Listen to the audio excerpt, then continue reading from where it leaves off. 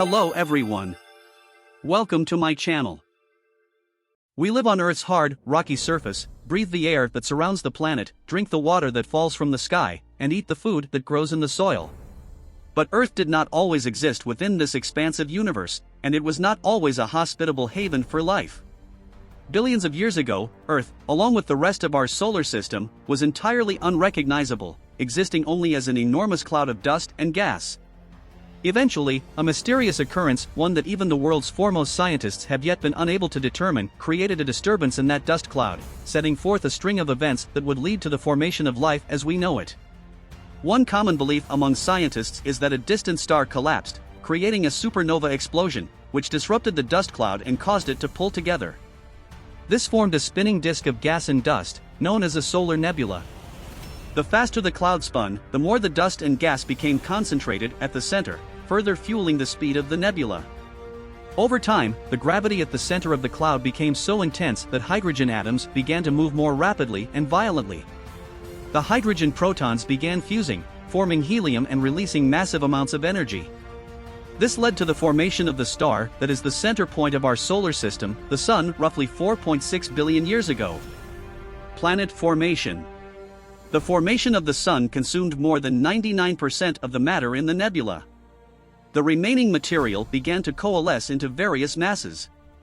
The cloud was still spinning, and clumps of matter continued to collide with others. Eventually, some of those clusters of matter grew large enough to maintain their own gravitational pull, which shaped them into the planets and dwarf planets that make up our solar system today. Earth is one of the 4 inner, terrestrial planets in our solar system.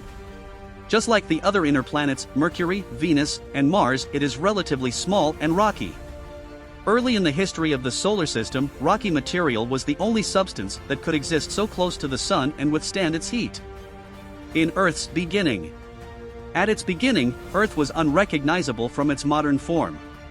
At first, it was extremely hot, to the point that the planet likely consisted almost entirely of molten magma. Over the course of a few 100 million years, the planet began to cool and oceans of liquid water formed. Heavy elements began sinking past the oceans and magma toward the center of the planet. As this occurred, Earth became differentiated into layers, with the outermost layer being a solid covering of relatively lighter material while the denser, molten material sunk to the center. Scientists believe that Earth, like the other inner planets, came to its current state in 3 different stages. The first stage, described above, is known as accretion, or the formation of a planet from the existing particles within the solar system as they collided with each other to form larger and larger bodies. Scientists believe the next stage involved the collision of a protoplanet with a very young planet Earth. This is thought to have occurred more than 4.5 billion years ago and may have resulted in the formation of Earth's moon.